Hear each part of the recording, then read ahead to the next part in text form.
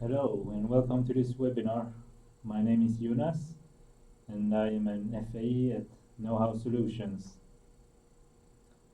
If you have any questions during this webinar, just write it in the chat and in the Q&A part I will answer them.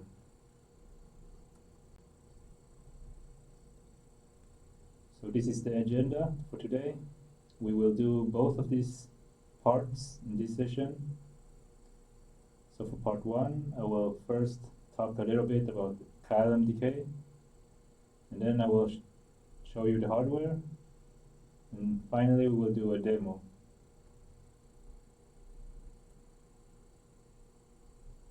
So what is Keil MDK? It is a single environment for compiling, debugging, and editing your code. With Keil MDK, you get the IDE, you also get the ARM compilers, and then you get the software packs. So Keil uses startup files for the supported devices. So what the startup file does is that it, amongst other stuff, it initializes your stack size, stack memory, and vector table, and so on. And the SimSys packs that you see in the picture, it simplifies the porting of the software and reusing software as well. And then depending on the edition that you're using, you get different middleware packs.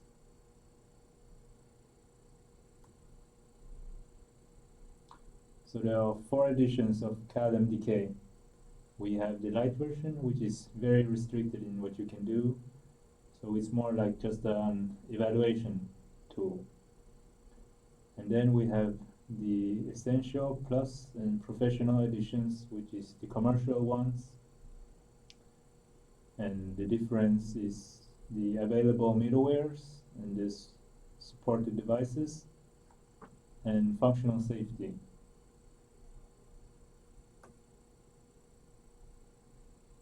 So you get the ARM compiler version 5 in Keil MDK. It is a highly optimized compiler for the ARM architecture. You can choose between 4 optimization levels, which will reduce your code size. You have some more information on the bullet points, and I'll also put the link there for more detailed info. And in the upper right picture, you see there is the standard lib and the microlib. And the microlib is a library for just the Cortex-M, so it gives a very small code size. And you also get the ARM compiler version 6, which is the latest Maya version. And this one has 6 optimization levels to choose from. And it is based on LLVM, which is very popular and widely used in the tech industry. And it's open source, and it supports a lot of different instruction sets. And more info you can see on the bullet points.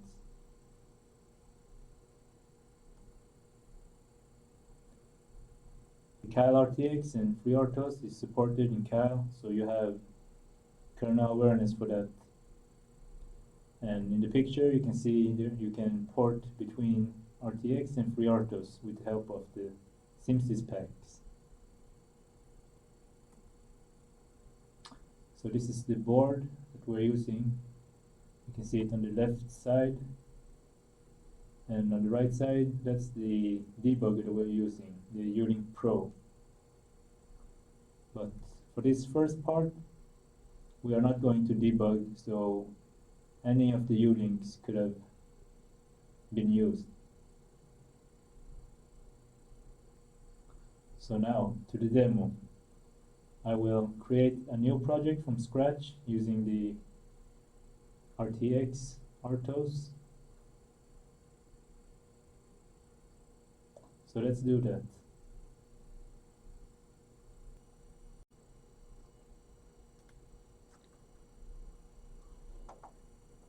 before we start, I should show you. So this is a webcam that is pointing at my board and my Ulink Pro. And right now we already have a blinking program, it seems, but we're going to write a new program from scratch, and then we are going to flash it. So the first thing that you should do in Macrovision is to go into the pack installer.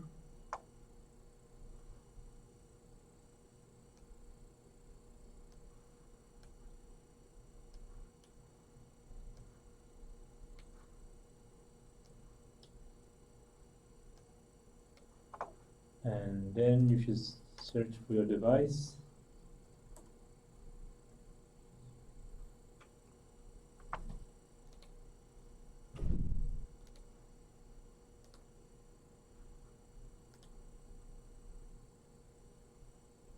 This is the device that we are using. And then you need to install the device family pack. So it should have said install. So you simply click on it here and it will install automatically for you. And then you need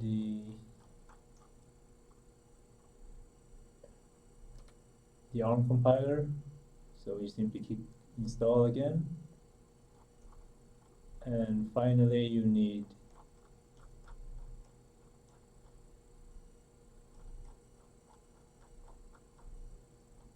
the ARM Simsys pack. And after that is done, you can create your new project.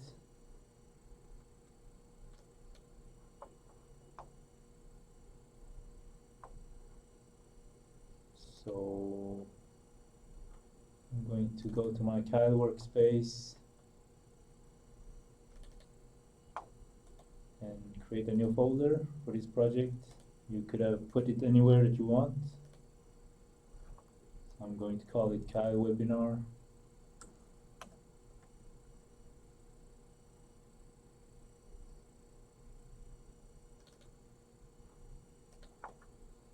And let's also call it Keil webinar project name.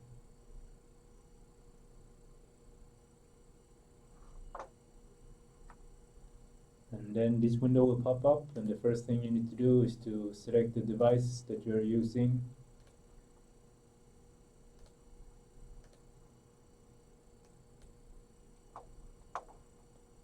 And then in the runtime environment, you should select the board that you're using. And we're going to use the Keil RTX FreeRTOS. So I'll simply check it here. And you can see here in the board support, we want to blink a LED. We're just going to write a simple blinky program. So these are the only things that we need.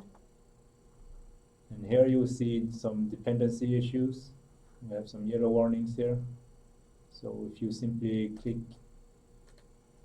on this one, for example, you see it will jump automatically to the code which is needed to solve this dependency issue. So if I simply tick this box, you see it will go away. Now you don't need to do it like this for all of the dependency issues. It's faster to just click the resolve button down here. We click this, almost everything went away except this one. Now this is because you can choose between classic and the STM32. Cube MX, I'm just going to select the classic one. So in this case, you just have to select between the two available options.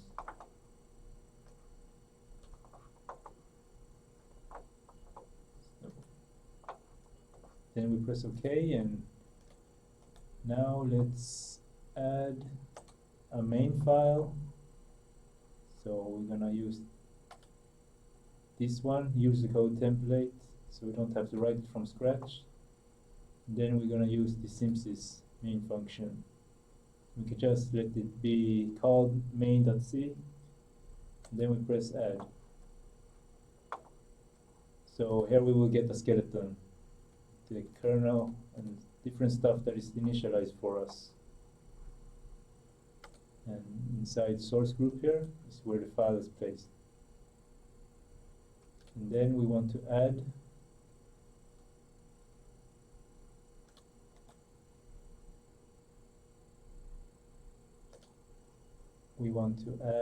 using the user code template again, we want to add a thread.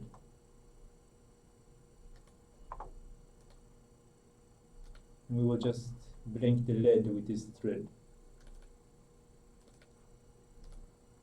So we are going to include the LED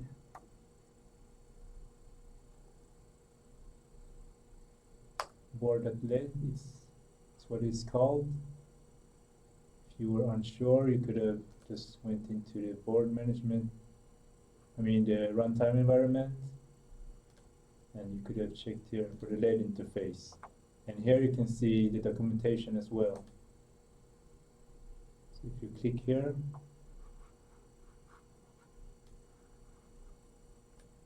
this page will load up. It will show you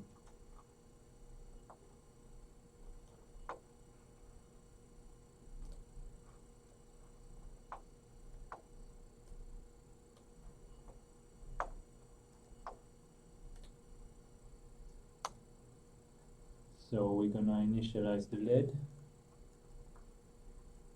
So you would have found this function in the documentation. So you're not supposed to know this. You have to read the documentation. And then we should turn it on. So this will just turn on LED number 2, and then I will have a delay.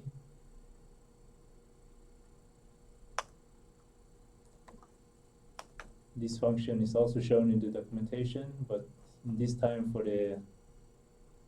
this RTOS, which should be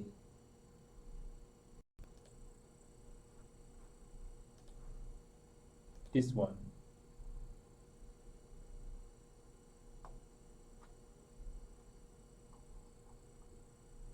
Yeah, so you would have simply looked here for the documentation.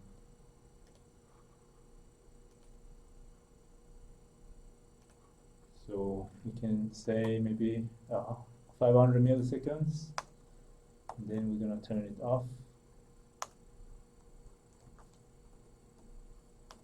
And then pause 500 milliseconds again.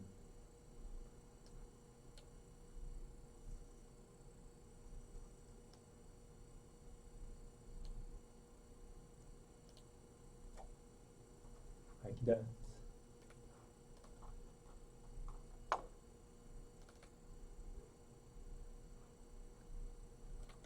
And let's create a header file for the thread.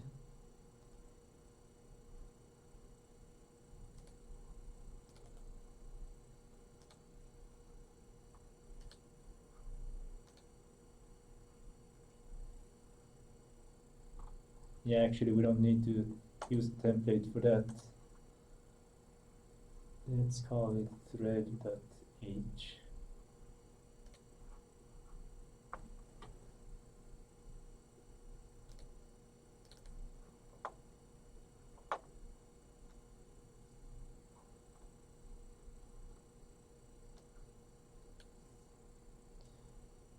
Let's declare the function here.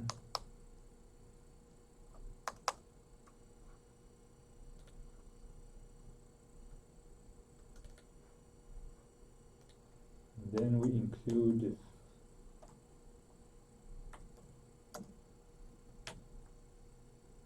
a thread.h file in the main.c file.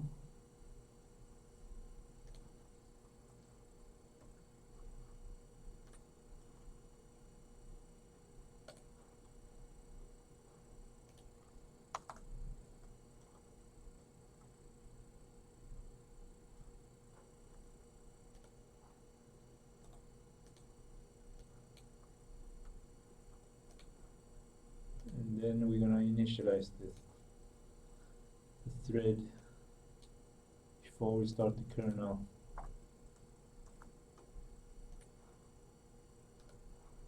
Okay. So before you flash the target, before we flash the target, we should head into options for target, and then we go to the debug tab, and here we need to choose the U-Link that we're using. So we're using a U-Link Pro, so we need to select this one. And then we can just check by clicking settings if it has been found, and here you can see. So it should be no problems. So now we need to compile. So we simply press that button and wait for it to build. And after that we can start the debug session. So let's see.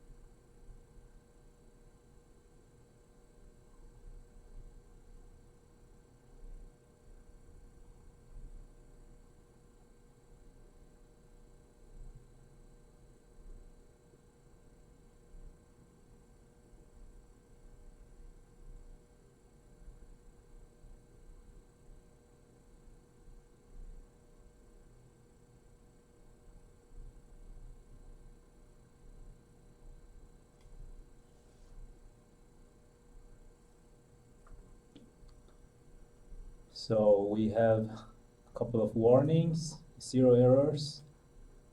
I am not going to fix the warnings for this session, that would take too much time. Instead, once this video gets published on YouTube, on our channel, then I will probably post in the comment section just what the warnings are about and how to fix them. So let's see if we can flash the target. So we can flash the target by just simply pressing this start debug session. So this will automatically flash our target and also enter a debug session.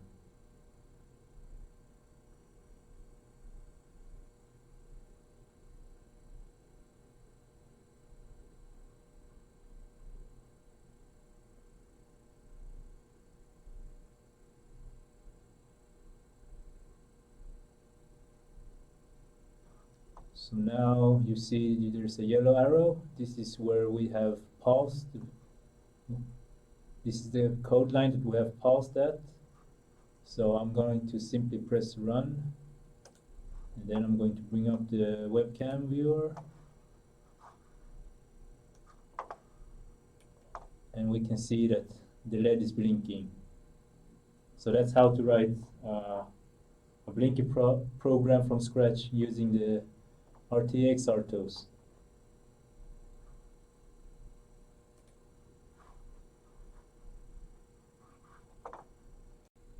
Let's go to part 2 of this webinar. So for part 2, the agenda, I will talk about the different debuggers, compare them a little bit, and then I will talk about the ARM core site technology, and finally we will have a demo part split into 3 parts. And for each part, I will first talk a little bit about the theory, and then I will do the demo. And finally, in the end, we're gonna have the Q&A. So yeah, we're still using the same hardware. And here is a picture of the different U-Link products. I am using the U-Link Pro. Some important differences that I should mention is the trace streaming speed, see it at the bottom, and the ability to use ETM, an instruction trace. So only the U-Link Pro can use the ETM.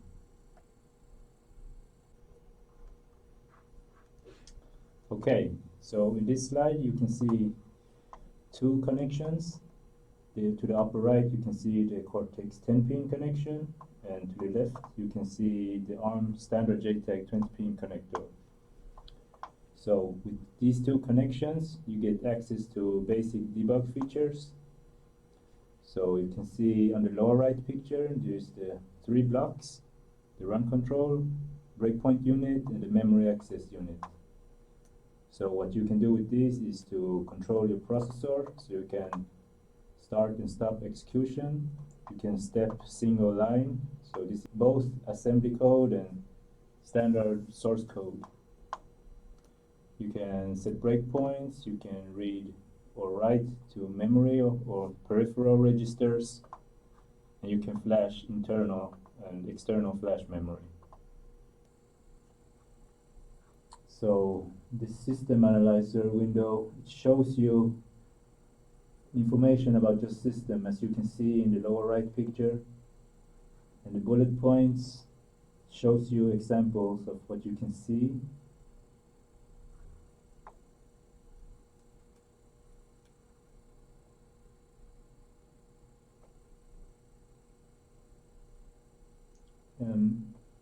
In the component viewer you can see information about your system as well, and you can select between USB devices. You can see in the picture, that's just an example, but it can also show you about the RTOS or the file system and so on.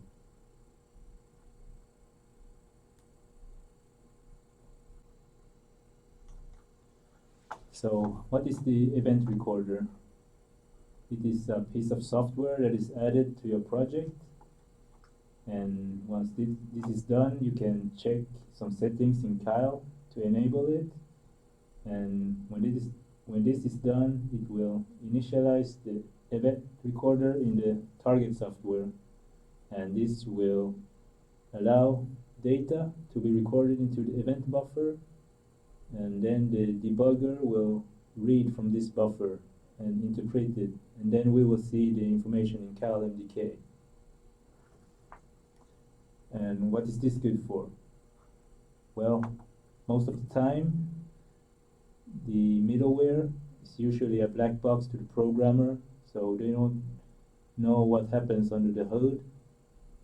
So with Event Recorder it is easy to analyze what is happening with Event Recorder.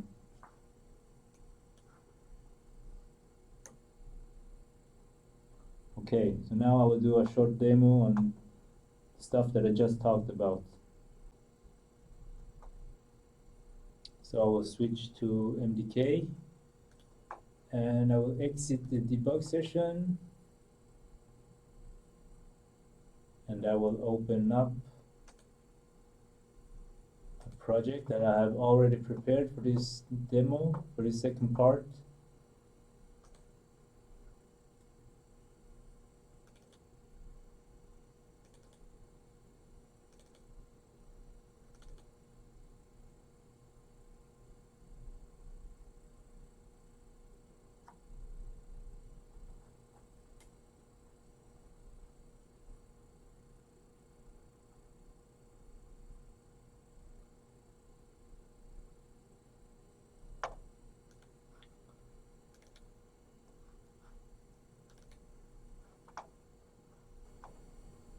So what the different threads are doing exactly is not really that important. I'm just going to show you the features in Keil MDK. So let's start the debug session.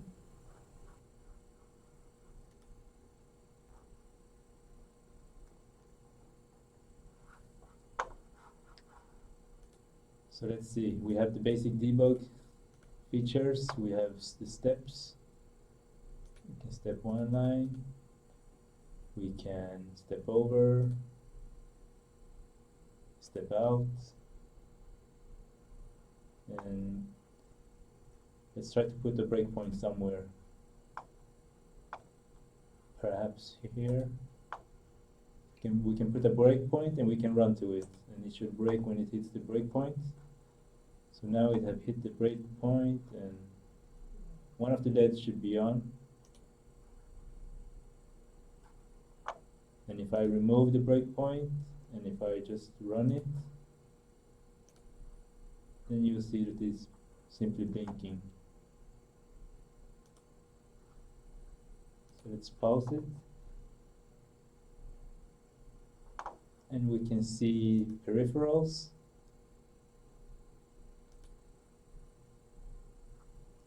For example, GPIO. Let's try GPIO-I. And if we try to change one of these registers, I think this is connected to one of the LEDs. Let's see. We have one LED that is blinking, and if we turn this off, the LED is not blinking anymore. If we turn it on, then it's blinking. So you can pause the program and you can change the memory in the debugging session.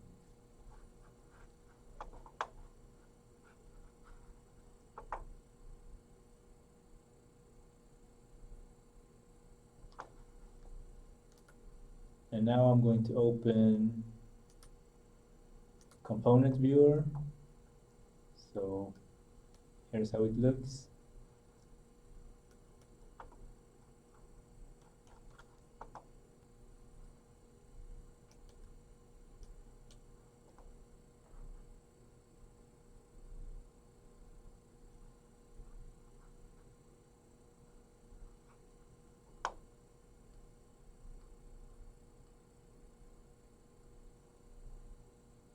And now I will exit the debug session and try to add the event recorder. Okay, so in order to use the event recorder, you need to add the header file for the event recorder. You can do this in your main.c file, and then you need to add this line that initializes it.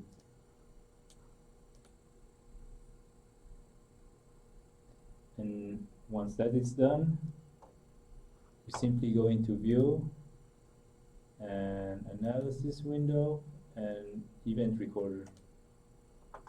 So let's try to run it a little bit and see what happens. So here you can see different events that is happening. So that's the event recorder.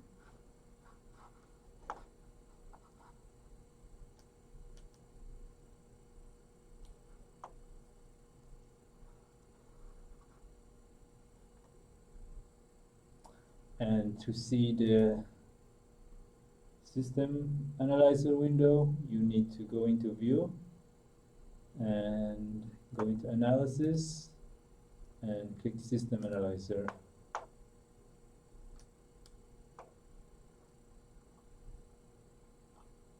And you can scroll out to see what is happening.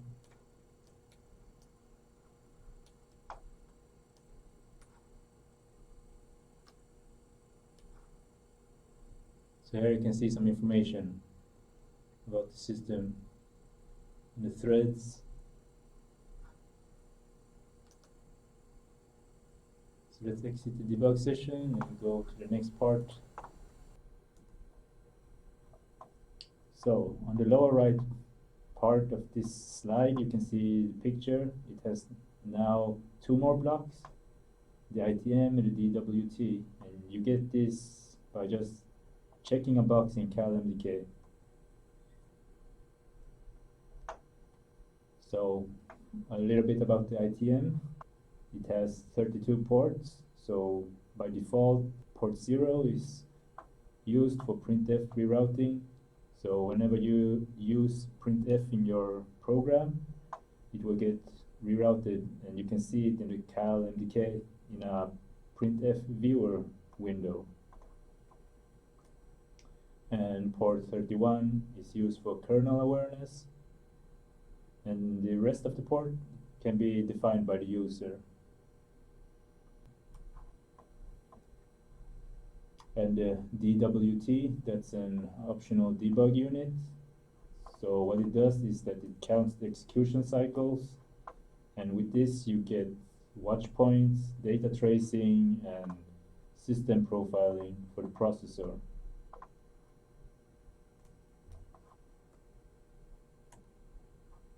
So now I will show a demo on that.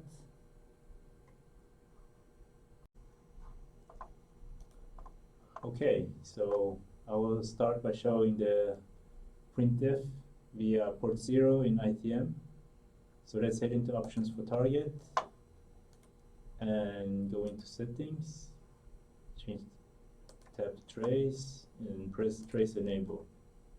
And since I want to show the printf, I need to make sure that port 0 is checked. So with trace enable, we have the ITM and the DWT. Now we need to head into the runtime environment, expand the compiler, expand the I/O, and here in stdout we need to select it, and we need to make sure that the ITM is selected here in the drop-down menu. So let's press OK, and now let's start the debug session.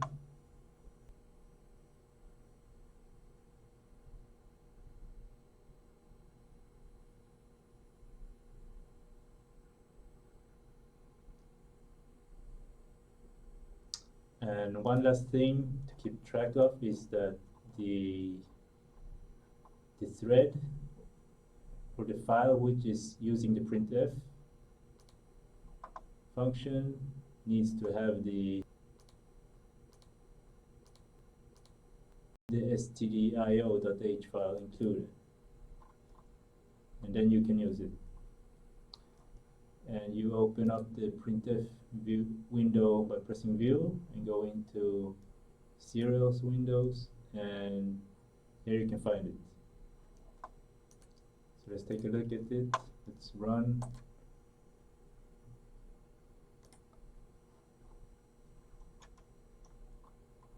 So here we can see the printf messages, and to see the trace data windows, you go into view, and then you go to trace, and here you can just enable the windows that you are interested in. So here is my event counter window, and you can enable what kind of events you want to see, and when you run the program, the value should increase. Let's pause it again. And my trace data window is here. And in this drop-down menu, you can filter what kind of trace data you want to see.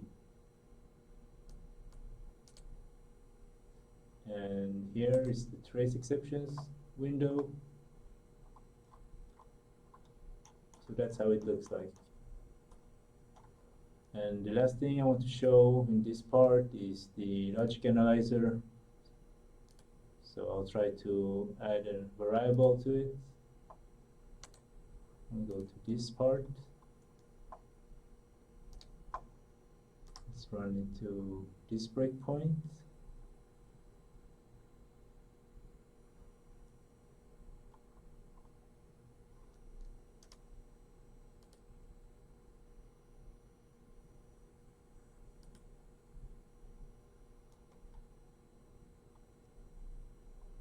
And let's try to add counter to the logic analyzer.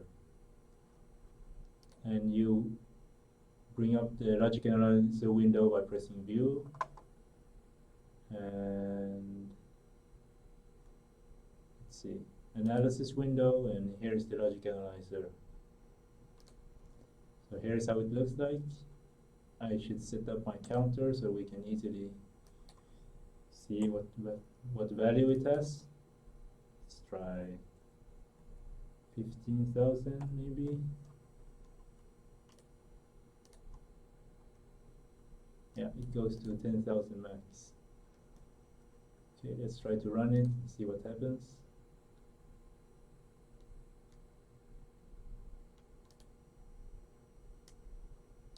Let's try to zoom it a bit so that we can more easily see. So we see that it's incrementing slowly. Let me try to set it up so that we can more easily see.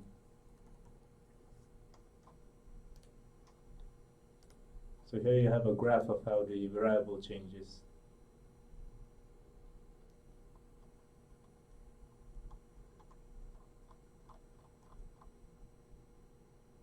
hope you can see that it's only increments.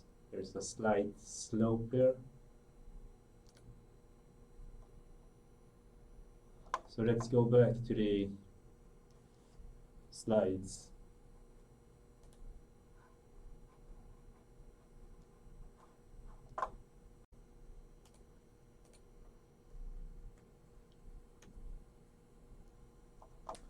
Okay, so now you can see the Cortex debug plus ETM connection, so it's 20 pins. And you can see the pin mappings to the left. And now in the lower right picture you see there is one more block which is painted in red. It's the ETM instruction trace. And you need to have this 20 pin to have the ETM. So if you had the two connections that was shown in the previous slides, you can't use the ETM instruction trace. Oh, and this 20 pin connection, it has all of the features that the previous two connections has.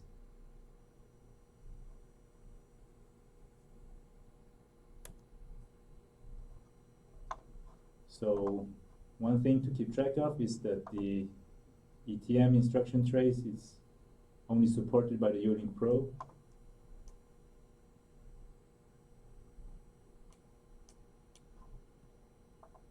So when you have the ETM available, you can see the performance analyzer, and this shows execution statistics, like the time it takes to execute a certain function, or how many times the function has been called so far. So for example, if you have a function that is taking up a lot of CPU load, then you can check this function if it has any bugs. And when you have ETM, you can also see the code coverage. And what the code coverage does is that it basically measures how much of your code that has been executed. So if you have any code that is not run, then you can write some test cases to check that code, or you could simply remove it if it's redundant. And the compiler doesn't always detect the code that is unused. And you also have the execution profiler, which records timing and execution statistics about the instructions.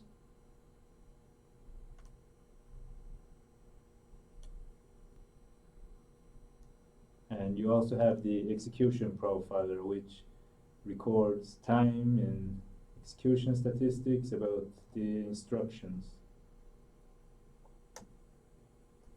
Okay, I'll do a demo on that now.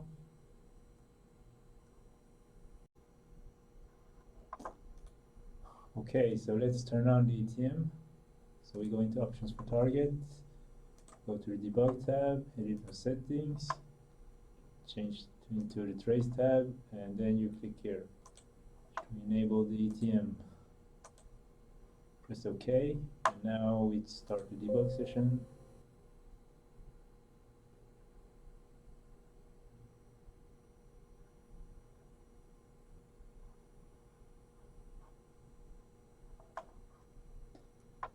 So if we go into view and analysis window, we can find the performance analyzer and the code coverage here.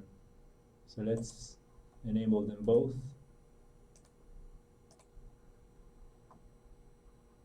So if we run it for a little bit, then you can see the code coverage here. You see how many of the instructions has been executed and maybe some more information. And you can, in this drop down menu, you can select the thread that you're interested in looking at. And here in the in the editor, you can see that when it is green, it means that it has been executed, and when it is gray, it means that it has not.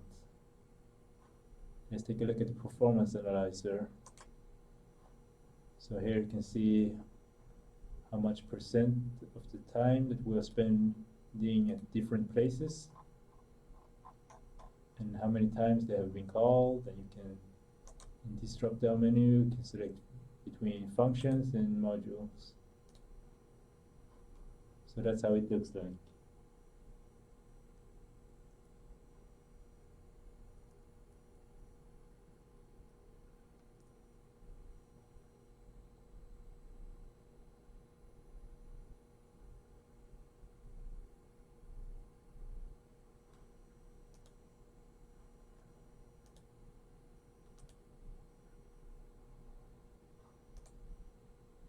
And finally, I want to show you the execution profiling. So here you can, by going to debug and then execution profiling, then you can choose between time and calls. So let's see how it looks like in time. So this is the time it took to execute a certain line. And if we change it to show calls, then you can see how many times a line has been called.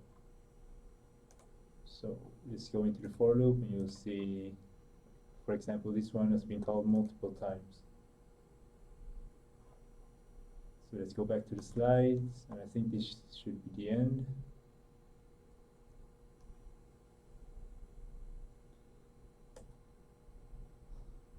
Okay, so now I think it's time for the Q&A.